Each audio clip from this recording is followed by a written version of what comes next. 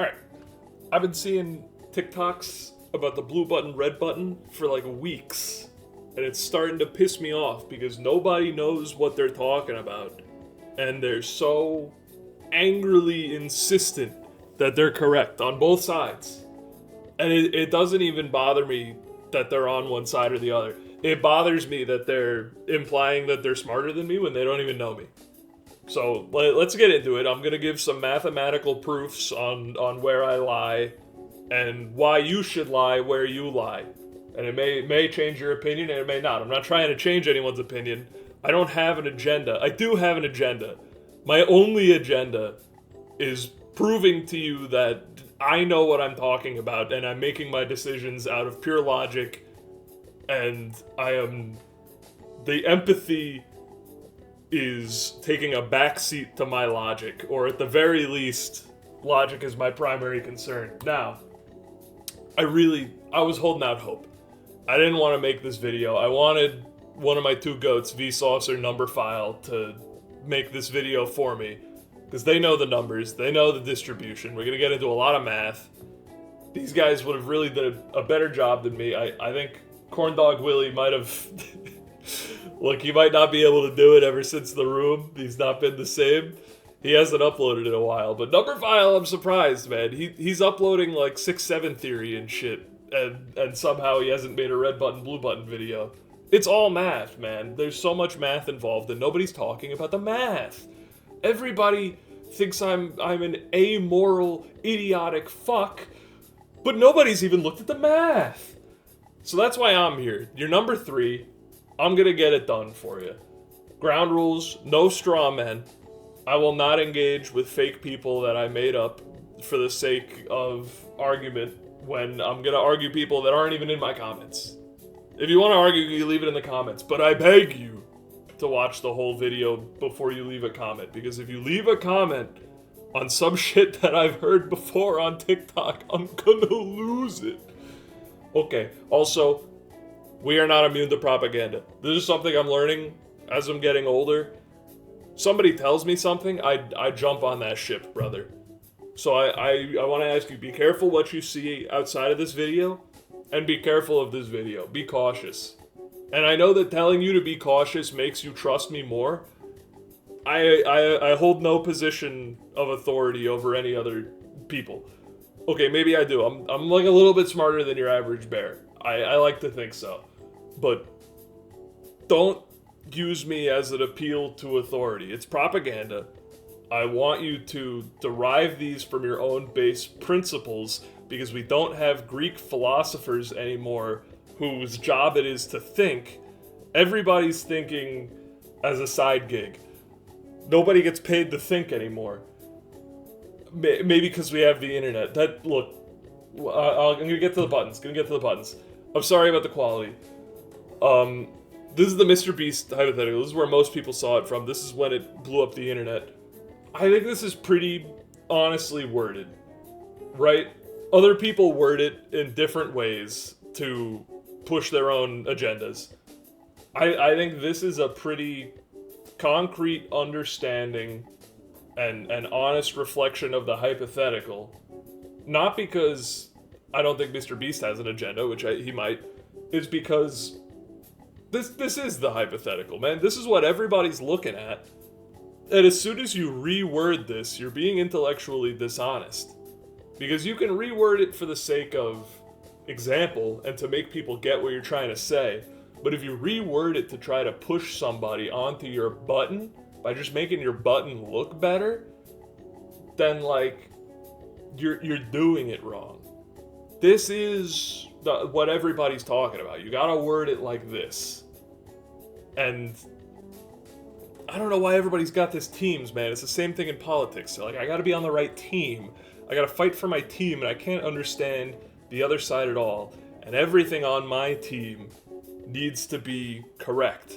And even if I don't 100% agree on it, I gotta push it because that's my team. Mostly it happens in politics, but I see it with the button shit, man. My other gripe is it doesn't mention what happens in a tie. It says more than 50% or less than 50%.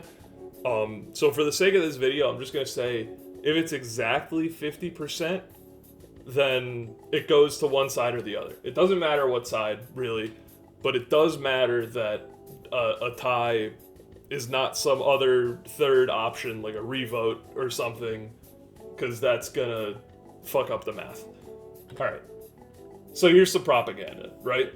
The blue button being the ultimate death gamble, the red button, nothing happens. This is not the hypothetical. It's technically, by the letter of the law, this works as a way to define the same thing that we're all talking about, but it words it in a way to push you to one of the outcomes.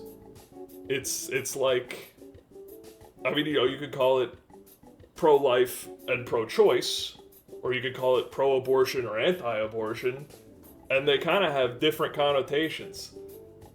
And that one's gonna get me in trouble, but I promise I'm not trying to push an agenda on pro-life, pro-choice. I'm just trying to illustrate how you can change the wording of things, and even though you're talking about the same thing, it makes them sound worse.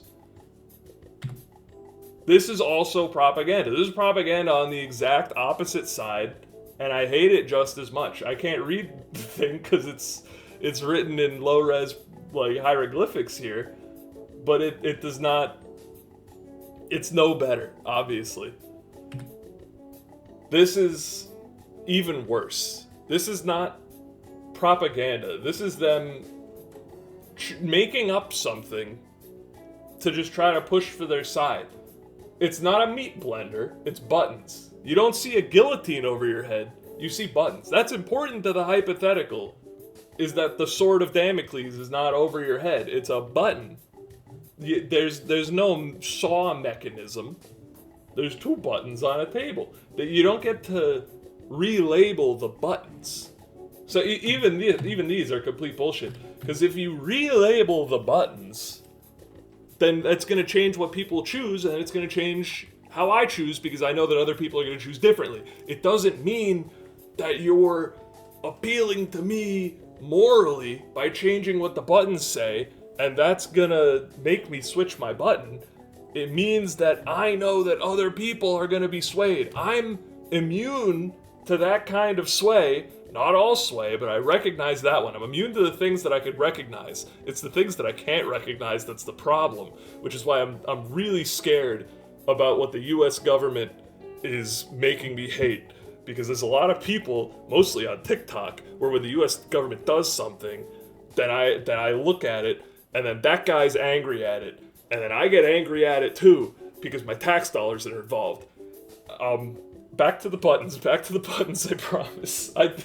New ground rule, we need a new ground rule. Hang on.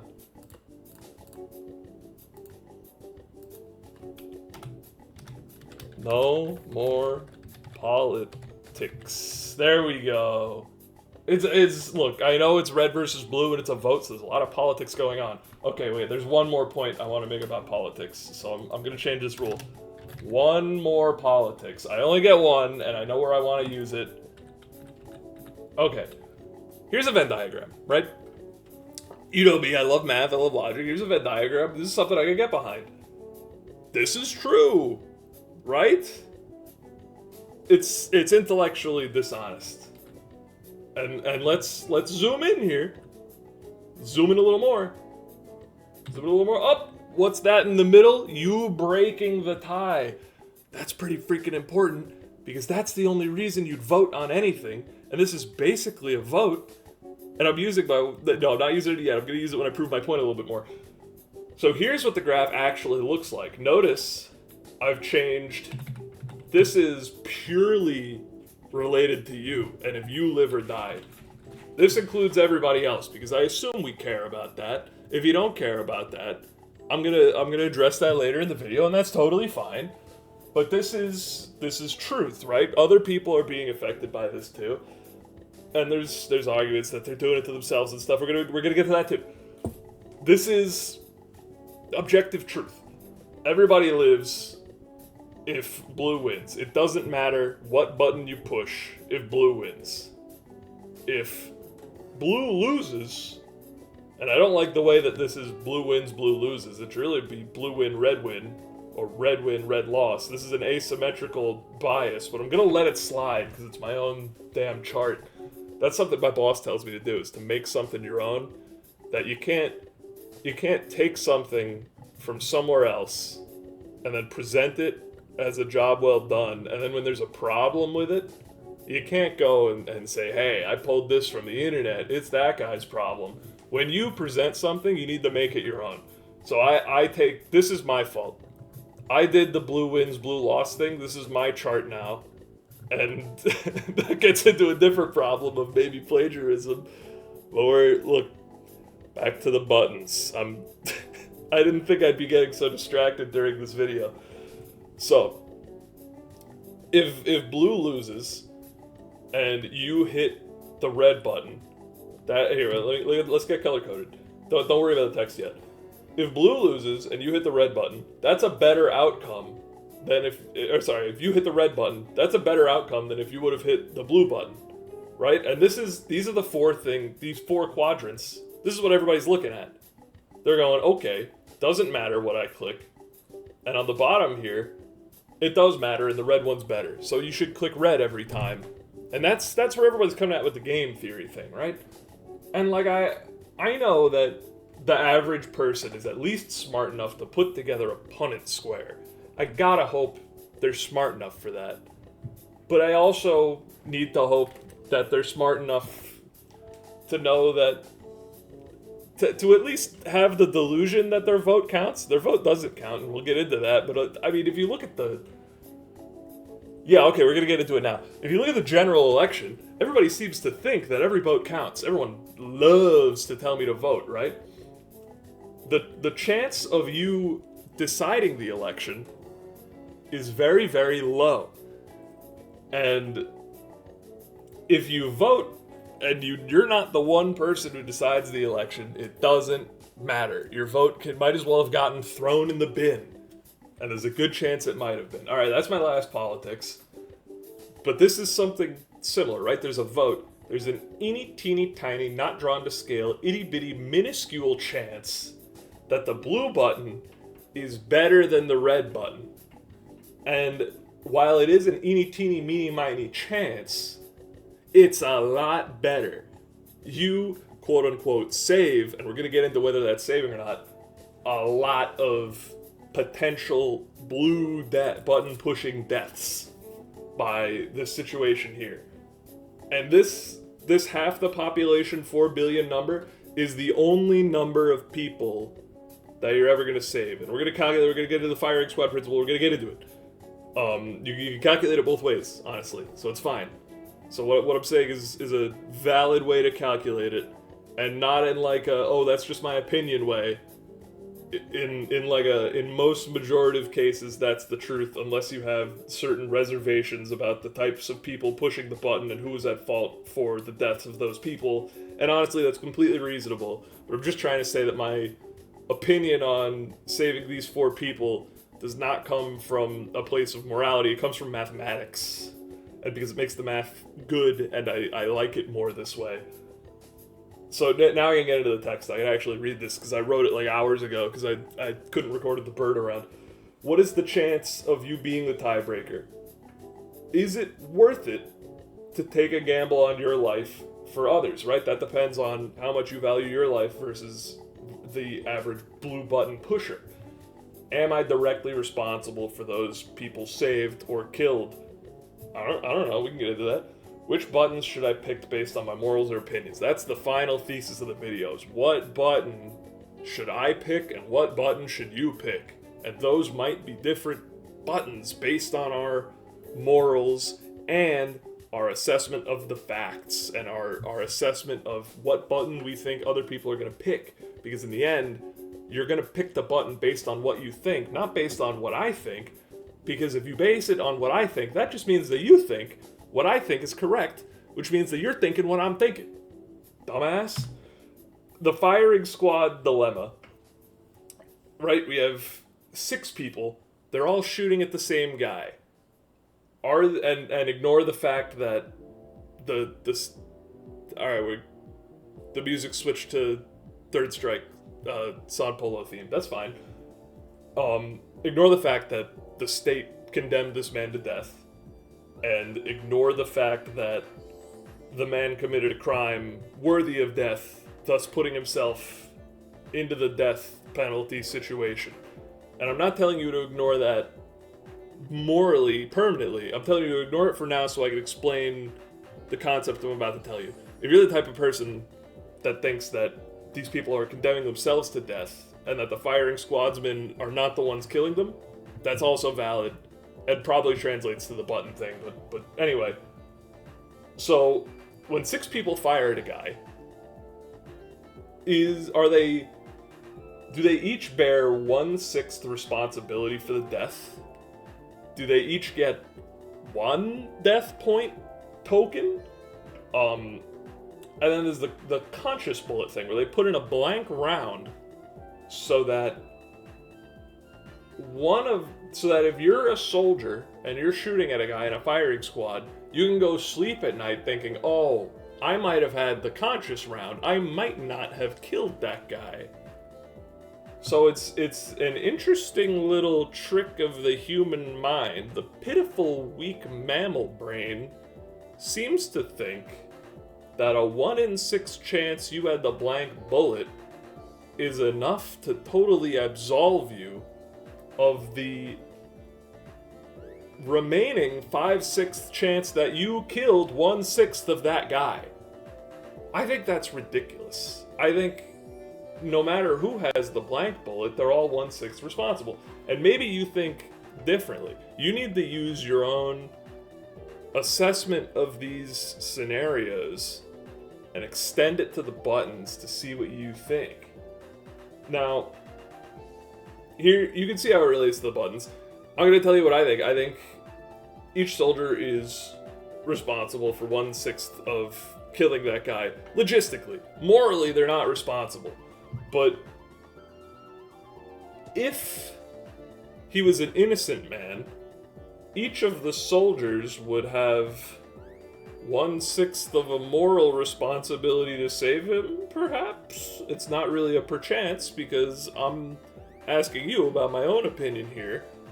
And yeah, that's what I'm telling you, I kind of think. I think they might bear a moral responsibility to save that guy if he was innocent. And it might be split equally 6 ways. And I don't mean might, I mean that's what I think. So, how does morality affect the value of blue button lives, right? We talked about this a little bit. Mr. Beast might be 100% responsible for their death. It's not any of these civilians' fault. They were forced into this button gamble by the evil Mr. Beast. Maybe the blue button pusher is 100% morally responsible for their death because they put it on themselves. They introduced the risk of death. If they want to be a hero, I'm not going to stop them. Maybe nobody's morally responsible for death. Maybe their time was coming, the Grim Reaper was going to get it. Maybe that's just not how you think of things, man. I don't know how people think of this stuff because I don't really talk to people. I talk to them, but only on like a surface level. I never get into the nitty-gritty of their true soul.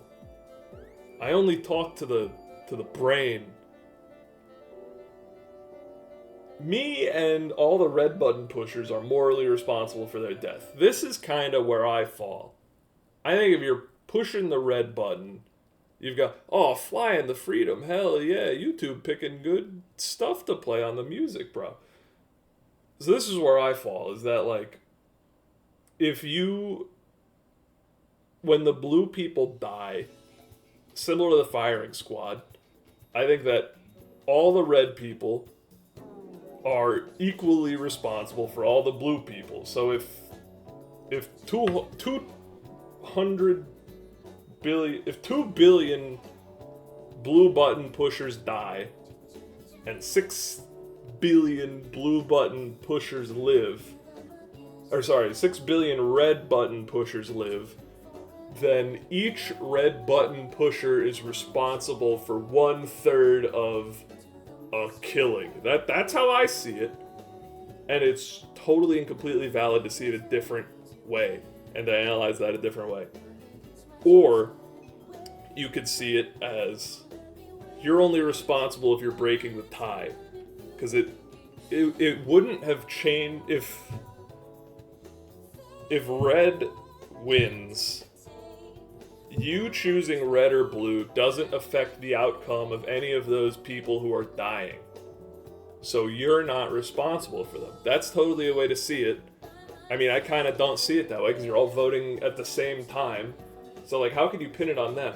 But in the same way, if you see it, well, I don't know which way it is, but there's one of the ways you can see it where the tiebreaker, okay, that means all 4 billion people are equally responsible for the 4 billion. That just divides out to 1. And otherwise, there's a low chance that if you consider yourself the sole tiebreaker, then you're also the sole responsible person for saving those 4 billion people. This is why these two are mathematically equal, right? And these questions are not what I'm trying to convince you of. I'm trying to tell you to use these questions to analyze what comes next. Here's my math equation. It's the chance of you getting a tiebreaker times half the population times how much, the ratio of your life versus a random blue pusher life, right? And maybe you hate people that push the blue button empirically because you're an anti-blueite. Then just change your ratio, man. That doesn't change the math. And if this equation is over 1, then maybe you should push the blue button. So, and that can be extrapolated out. That's some simple math. That's some multiplication. So what's the chance of there being a tiebreaker, right? Initially, you want to look at these surveys, right? In every survey I've ever seen, blue is winning. And, you know, a bunch of my friends, right, they're like, oh, red's gonna crush because people's lives are actually gonna be on the line. And maybe you buy that. I don't think I buy it. I do think blue is gonna win, even when people's lives are on the line. I don't think these people in these polls are lying to themselves. And maybe I'm lying to myself too. But you know what? It's a hard thing to figure out. And you have to figure it out yourself. You're allowed to use other people and this video to figure it out, to help you figure it out. But in the end, if you're following me, then you're with me. And I don't need you to be with me or against me. It's just a thought experiment. But anyway, let's go over the naive base case, right? You can kind of look at a vote as like flipping a coin, right? You're either going to push one or the other, and it's kind of even, right? Blue with, let's say, people lean more red when their life's on the line. Let's put it at 50-50. Let's put it a coin flip. So, if you flip a coin 8 billion times, what's the chance it lands on head 4 billion times? Is it 1 in 8 billion? Is it 1 in 4 billion? Let's get into that a little bit. This is a little bit of binomial distribution. I could flex my logistical, statistical skills finally. Binomial distributions. Look at that. Isn't that a beautiful thing? Now here's some bullshit math, right? I don't totally know what I'm talking about. This is why I wanted Numberphile to make the damn video for me. But here I am. Let's look at some binomies, right? Here's some things you're gonna notice about them. Let's check this 20 guy. 0.18, don't worry about the y-axis. We're gonna get into the y-axis.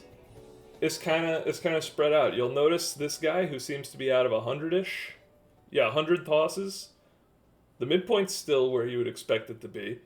You'll notice that the height is lower. This guy's at 0.18, this guy's at 0.8. You're also going to notice it's squished a bit more. The x-axis doesn't go that far. This is not a Maximilian Dood video playing in the background. It's just Street Fighter EX3 Precious Heart. It's the song that Maximilian Dood uses for his outro. I can't believe I thought this video would only take me 15 minutes and I would have enough Marvel vs. Capcom 2 unused network theme to play for the whole time. Back to the buttons. So, let's look at the chance of exactly half of these things being heads, right? In 10 flips, it's 1 in 4. That's probably a thing you could even figure out for yourself if you, like, think about it enough. It's kind of hard to derive for yourself, I'll give you that. But anyway, you multiply that by 10, you get 2.5, right? That's the Hall index. And you'll notice 2.5 out of 10 is higher than 1 out of 10, right? That's kind of the beauty of these guys, right? If you flip a coin 20 times, then 0.5 is the midpoint of a normal distribution, right? So that would put the Hall index at 1. If it was a normal distribution, or I think it's called normal, totally flat distribution, then the Hall index would be 1 for every piece of the distribution. But we're going to the middle of the x-axis, and our Hall factor is 2.5. Notice, when you go to 100, the chance of getting 50 flips out of 100 is 1 in 12. That's a lot better than 1 out of 100. It gives us a Hall index of 8. Now, when we go to 1,000, it goes even higher to 25. And now I did a lot of Googling research, and I did a lot of estimation and mathematics. Oh, here's that graph, right? You see it's going up, it's skyrocketing. Where is it going to be when we get all the way to 8 billion? It's going to be pretty dang high, man. And I did a lot of Googling, I did a lot of math on this.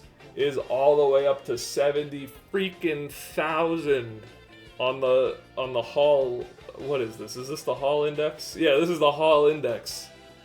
That means it's 70,000 times more likely to happen than a normally distributed thing on an exactly 50-50 on coin flips. So what does this mean? A tiebreaker has a 70,000 out of 8 billion chance of occurring for flipping a coin if everybody votes by coin flip. Keep in mind, it's not the hypothetical. Keep that in mind for later. We're not flipping coins, we're pushing buttons. Let's say, this will give you a micro example to help you understand it, right? If you're at a casino and the dealer flips 10 coins, you get bet $1, you'll win $2 if there's exactly 5 heads, right? Right in the middle of that binomial distribution. See, the thing is, the chance of exactly 5 heads, it has a Hall index of 2.5, and it has a chance of 1 out of 4 of occurring. And you know, you're smart. You don't want to take a 1 out of 4 bet on $1 to win $2. That's a bad bet. What if he flips 1,000 coins? So we multiply our payout and the amount of coin flips by 100. So you win 200 if there's exactly 500 heads. That's a good bet, because even though it's less likely to happen, and we're multiplying by the same numbers, the peak is higher. The peak of the binomial distribution is higher because it's squished together towards the midpoint, right? The law of large numbers, as you do something more often, it's going to regress to the midpoint. That makes sense to everybody. So this is a good bet. Let's look at our thing here, right? 1,000 flips. It's a 1 out of 40 chance. A 1 out of 40 chance to win $200. Obviously, because 200 is bigger than 40, that's good. That's really good. So how much do you value a button pusher's life? I think, and this is me being totally honest with you guys and honest with myself, I think I'm at like a 1 to 2-ish ratio. I think if you put me in a room with a button that said, hey, you kill one random guy or save yourself, I'd be like, yeah, I win that tiebreak. And if you were like, okay, if you push the button, you live, but like one guy dies and one guy gets cancer, and like he's one guy loses half of his lifespan, I think I'd still push that button. But if you were like, push a button and 2 guys die and you live, I think that's the point where I'm like, all right, guys, I'm packing up. You guys got it. And that's not considering the fact that I'm young and I have more years ahead of me. I'm just kind of like dude to dude on that one, you know. We'll say they're my age, right? I'm killing people my age.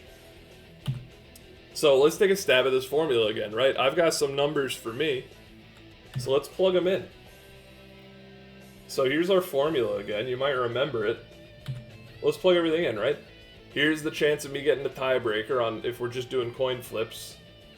Here's the value of a blue pusher's life. I valued it at 1. I valued my own life at 2. So that gets me, bing bong boom, 17,500. That's way, way higher than 1. So now, I hope you understand why I'm on Team Blue Button, right? I hope you get it. Okay, I hope I don't look like an idiot to you anymore because I'm gonna call them out. Jack, Tyler, and Sean, they were like, Andrew, I thought you, such a logical person, would be on Team Red Button because it's the logical choice. And I felt so offended by it, I had to make this video to explain why I'm a logical person. But your numbers are going to be different, and I totally get that. Maybe you think there's no chance that it's near 50-50. Maybe you think that your life is more important than 2 people's lives or 50,000 lives, and there's nothing wrong with that. I'm not trying to say there's anything wrong with that. I'm just trying to get you to realize that my opinion comes from a place mostly of statistics. Let's take a look at this, though. Right, this tripped me up big time. While I was making this video, I kind of found something out. You remember how the binomial distribution gets taller? It also gets squished a lot on the x-axis. If we are flipping coins, this is what it looks like. It's dead right in the perfect 50-50 middle line, right where you want it to be. But if you're like, man, and by the way, this little line here, this tiny line is, and hang on, I gotta move stuff around.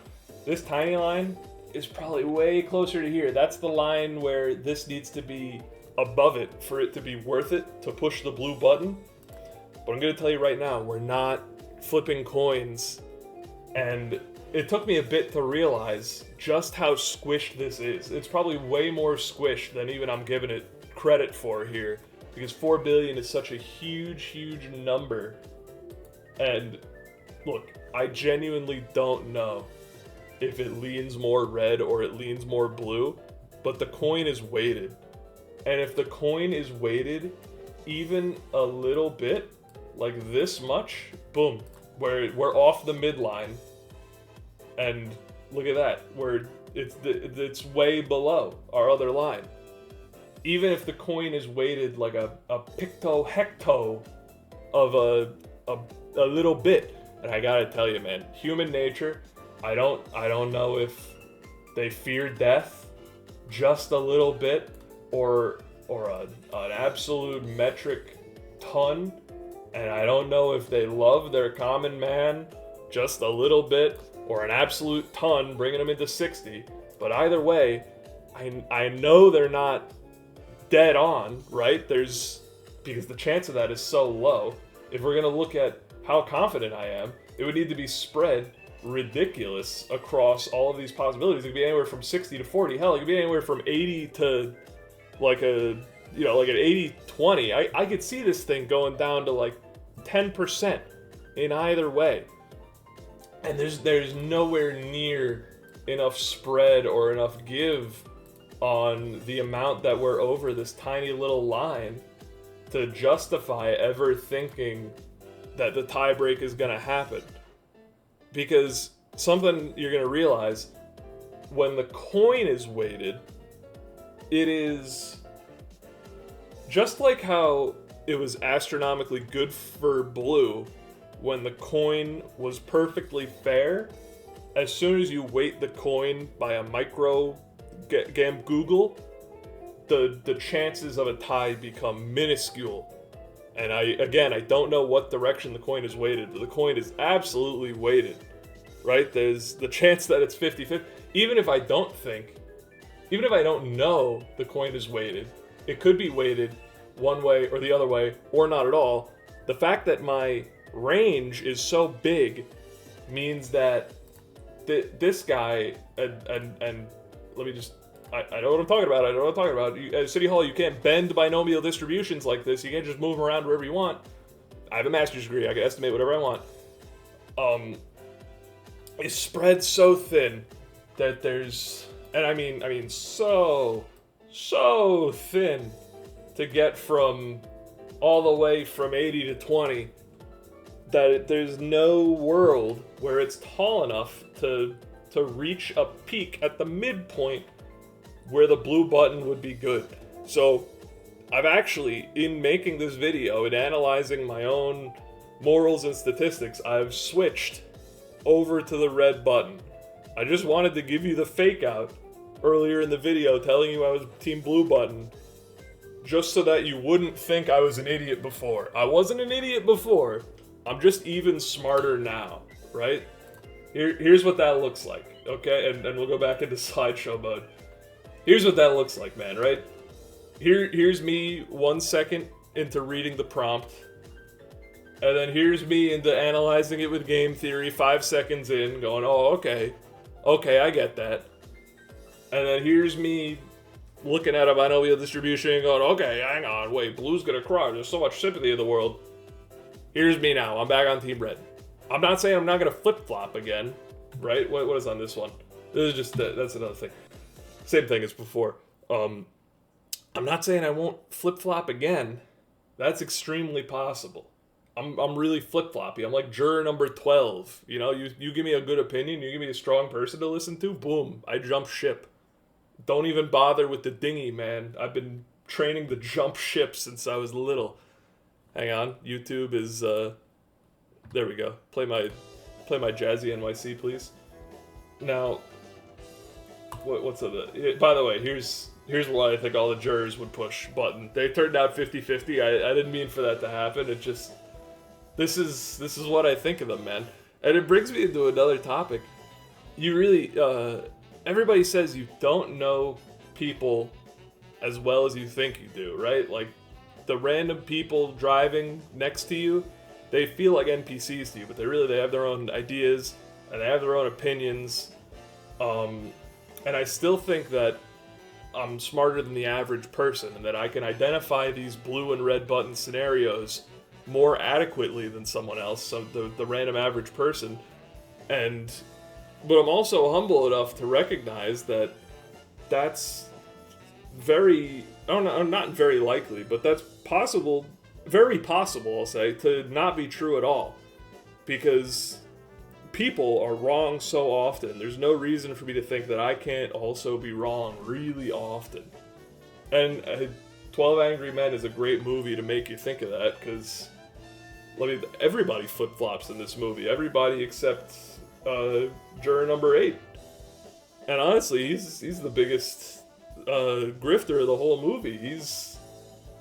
He's pulling the reasonable doubt card like non-stop. Anyway, we're finally at the end of the video. Here's some things I don't need you to comment because I heard that before on TikTok, and if you comment them, I'm gonna go insane. The only way everyone lives is if the blue button wins. That's just true. There's no way that 100% of people are hitting the red button. We all know that. Blue button introduces death, / the blue button is selfish, right? You push the blue button, that means that you're making everybody else save you. Not really true, because everybody's hitting the buttons at the same time, and you know people are gonna hit the blue button, and it's not because they told you they're gonna, or like they implied it. No, we're all put into a room and pushing the button without any prior discourse. At least I don't think any prior discourse is implied. So, there you go with that one.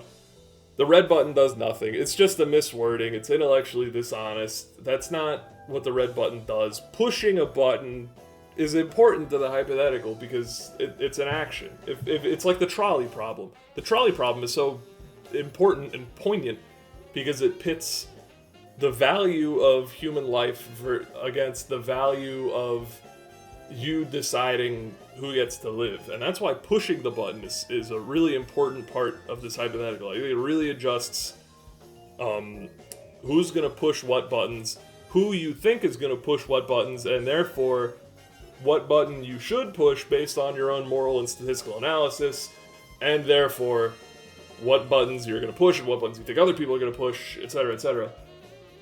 I don't want to live in a world with only blue button pushers, or if you kill half the population, life is going to be hell. I just don't think that's what we're talking about, man. Come on. We're talking about how much you value your life over other people, and we're talking about game theory, and if it's truly like the logistical right choice, the aftermath I think is just not something we're concerned with. It's less interesting, it's muddy, it's conjecture. It's just, it's not what we're talking about. And the children are pressing too.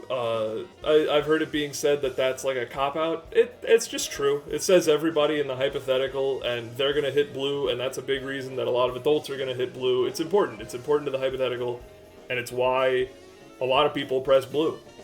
And a lot of people pressing blue are important because it makes other people press blue.